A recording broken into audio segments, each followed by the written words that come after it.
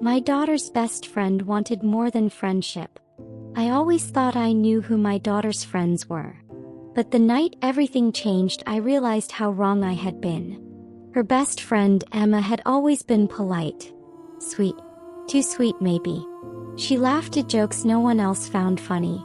She lingered a little too long when she hugged my daughter. I brushed it off. Innocence, I told myself. But that night, the unease started with a single glance. Emma stood by the doorway, shifting her weight, watching me with eyes that didn't belong to a child. Something about the way she smiled, like she knew a secret I didn't, made the air in the room feel heavier. I asked casually, "Are you staying for dinner?"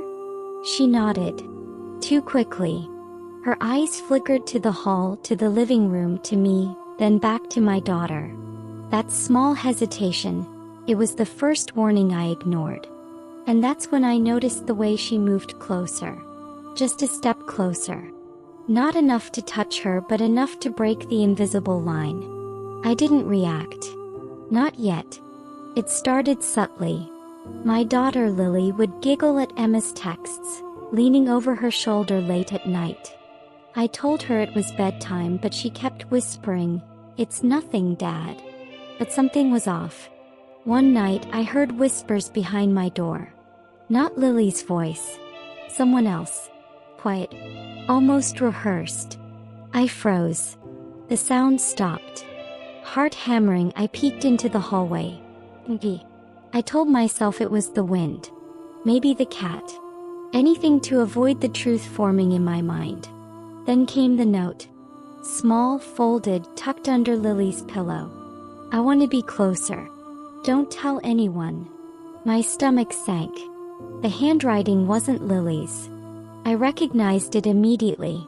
Emma. The next morning, Emma arrived early. I was already downstairs, pretending to sip my coffee while my mind raced. "Morning, Mr. Harris," she said, voice light, eyes sparkling, but too sharp, too intentional. Lily ran to her like nothing had happened. Hugged her, laughing. Safe. But I wasn't. I watched them from the kitchen, my gut tightening. Emma's hand brushed Lily's hair just a fraction too long. A lingering touch. She caught my gaze, froze, then smiled like nothing happened.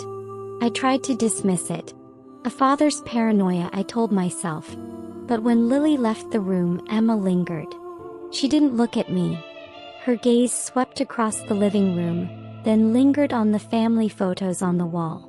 She was measuring, calculating. 2 nights later, Lily was asleep. I stayed in the study, pretending to grade papers. Emma knocked. Soft. Hesitant. I opened the door. She wasn't smiling.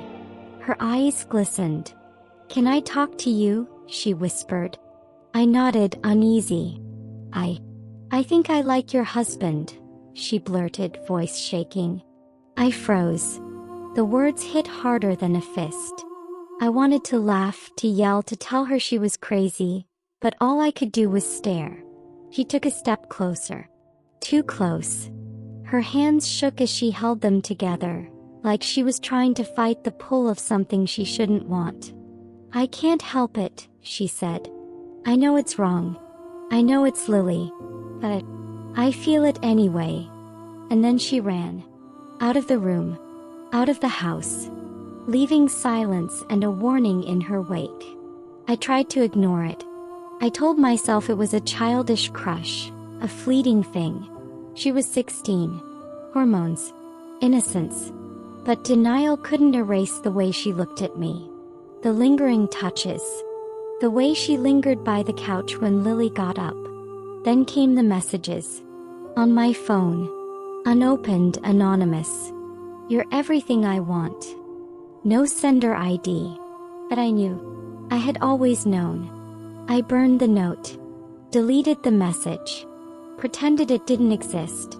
And the next day, Emma was back, smiling at Lily as if nothing had happened. It all came to a head one night. Emma stayed after school, supposedly helping Lily with homework. I watched them from the window, shadows stretching across the room. Emma leaned close to Lily. Too close. Whispered something I couldn't hear. Then, without warning, her gaze met mine through the glass. It was no longer a glance. It was a claim. A challenge. I opened the door. She froze. "Emma, enough," I said, voice low but firm. She didn't back down. Didn't flinch. Only looked at me with eyes that dared me to stop her. "I can't," she said. "I can't stop feeling this." My hand tightened on the doorframe. "This isn't just about you," I warned. "This is about Lily. About trust. About boundaries. You're crossing a line." Her lips trembled. She wanted to say more. I could feel it. But she left, slamming the door behind her, leaving my heart racing and my mind screaming. The next day, Lily found the messages I had tried to hide. She confronted me. "Dad, it's true." I swallowed hard. "Emma, she's confused. She's young. It's nothing you need to worry about." But I knew. It was more than a crush. She wanted me. She had wanted me for months, maybe years. Then I found the notebook, hidden in Emma's backpack. Pages filled with words that were meant for me. Confessions. Drawings of our house, our family, details only someone close would know. I burned the notebook. Every page. Every trace. But the fear stayed. I called Emma's parents. They were shocked. Denial. "She's just a kid," they said.